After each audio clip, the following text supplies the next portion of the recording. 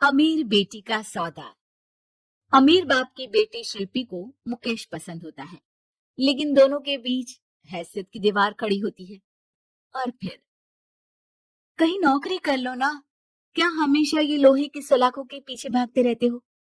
कितनी मेहनत करते हो। शिल्पी, नौकरी से कुछ नहीं होगा।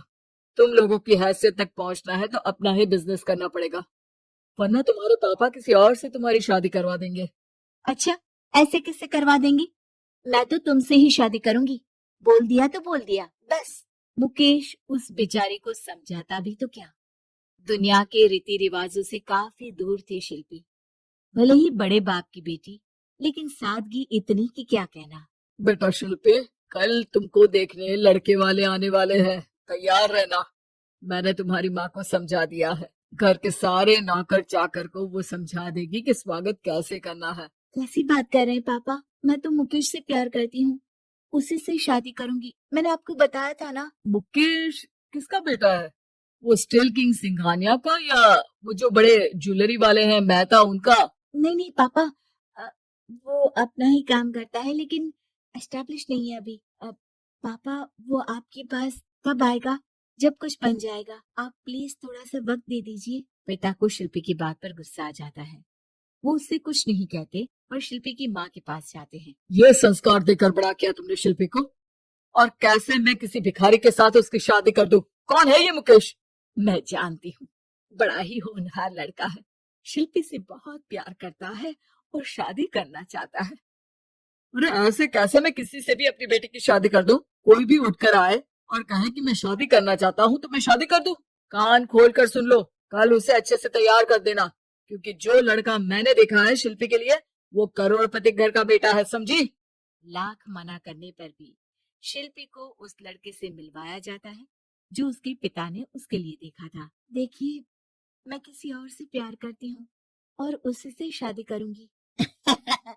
ये तो बहुत अच्छी बात है कि तुम किसी और से प्यार करती हो, क्योंकि मैं भी किसी और से प्यार करता हूँ। लेकिन शादी तो हम दोनों को ही करनी होगी।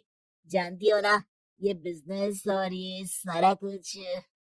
शिल्पी को समझ में नहीं आता कि वो क्या कह रहा है, लेकिन वो समझ जाती है कि वो लड़का भी किसी और से प्यार करता है।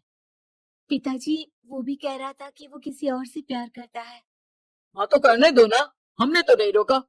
तुम अपना देखो, शादी के लिए हाँ कर गया है वो। लेकिन क्यों? अरे वो और मैं दोनों ही एक दूसरे से प्यार नहीं करते तो शादी क्यों कर ले?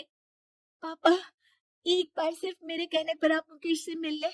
पिता शिल्पी के कहने पर फॉर्मेलिटी के लिए ही सही, लेकिन मुकेश को घर बुला लेते हैं। देखो, ज्यादा वक्त नहीं दे पाऊंगा। ये बताओगे शादी के बाद कहाँ रखोगे उसे? 2 कमरे के मकान में? नहीं सर, मैंने 2 साल के बाद का सारा प्लान कर लिया है। मैंने आयरन इंडस्ट्री खड़ी करने के लिए पूरा ब्लूप्रिंट तैयार किया है। मेरी खुद की जगह है दादाजी की, बस थोड़ा फंड का अरेंजमेंट हो जाता तो काम शुरू कर देता। अच्छा, मतलब तुम यहाँ फंड रेज करने आए हो? मुकेश समझ जाता है कि उसके पिता शिल्पी की शादी उससे कराने के मूड में नहीं है। फंड आप कभी दे भी नहीं पाएंगे मुझे। मुझे तो सिर्फ शिल्पी चाहिए। मैं उसके बिना नहीं रह सकता सर। मैं उसे बहुत खुश रखूंगा। वो तो हर पति का धर्म होता है। वो तो मैं किसी से भी उसकी शादी करा दूं, वो उसे खुशी रखेगा। लेकिन देखो, मैं ज्यादा बात को घुमाना नहीं चाहता। वो बड़े घर की लड़की है, उसे काम काज की आदत नहीं। अभी वो समझ नहीं रही, लेकिन तुम तो समझो। मैं किसी भी हालत में शिल्पी की शादी तुमसे नहीं करवा सकता। मुकेश पिता से लाख मन्नतें करता है, लेकिन वो नहीं मानते। शिल्पी की शादी उस अमीर लड़के से हो जाती है। शादी के बाद क्या हम लोग मेरी माँ के घर चले? मुझे उन लोगों की बहुत याद आ रही है। हाँ हाँ, जाओ जाओ। वैसे भी आज मैं अपनी गर्लफ्रेंड के साथ मसूरी जा रहा हूँ, तुम जा सकती हो। कैसी बात कर रहे हैं? अब हम लोगों की शादी हो गई है, आप कैसे किसी और लड़की के साथ जा सकते हैं? अरे मैंने तो तुम्हें शादी के पहले ही बता दिया था कि मेरी कुछ गर्लफ्रेंड्स हैं। अब प्लीज ये टिपिकल बीवी वाला रोना धोना शुरू मत कर देना। शिल्पी पिता के घर जाती है और माता पिता को सारी बात बता देती है। इतना गंदा इंसान निकलेगा, मैंने तो सोचा ही नहीं था। अरे क्यों कराई मेरी फूल जैसी बेटी की शादी ऐसे घर में? और तो क्या हो गया? शुरू शुरू में हर घर में ऐसा होता है, धीरे धीरे ठीक हो जाएगा। और वैसे भी उन लोगों के साथ हम लोगों की एक बड़ी डील फाइनल हुई है, समझी? उन लोगों से रिश्ता बनाकर रखो, तभी पैसों की बारिश होगी। पापा, अब समझ में आया कि आपने मेरे साथ ऐसा क्यों किया। मुकेश आपके सामने गिड़गिड़ा कर गया कि वो मुझे बहुत खुश रखेगा, लेकिन आपने मेरी शादी एक ऐसे लड़के से करा दी जो किसी और लड़के से प्यार करता है और शादी सिर्फ समझौते के लिए कर रहा है। पापा, मैं जा रही हूँ, लेकिन इस घर में कभी पैर भी नहीं रखूंगी। आपने मुझे सामान की तरह इस्तेमाल किया। माँ शिल्पी को बहुत रोकती है, लेकिन वो एक नहीं सुनती।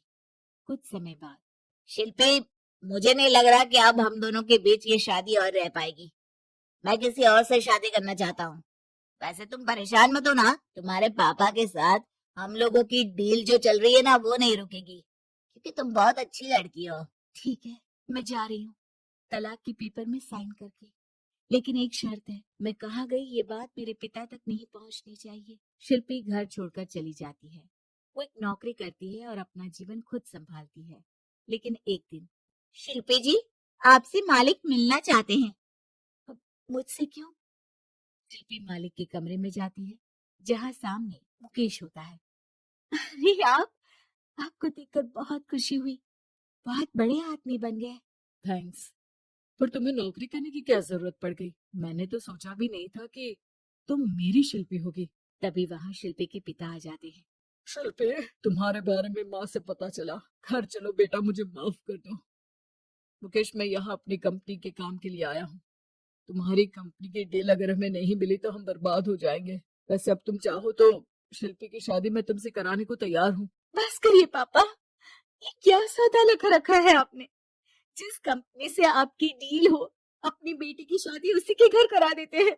शिल्पी मुकेश से माफी मांगती है और वहां से जाने लगती है कि मुकेश उसे रोक लेता है। रुको शिल्पी, ये सब कुछ तुम्हारे लिए है। ये कंपनी, ये नाम सिर्फ तुमसे शादी करने के लिए ही खड़ा किया था। मैं आज भी तुमसे बहुत प्यार करता हूँ।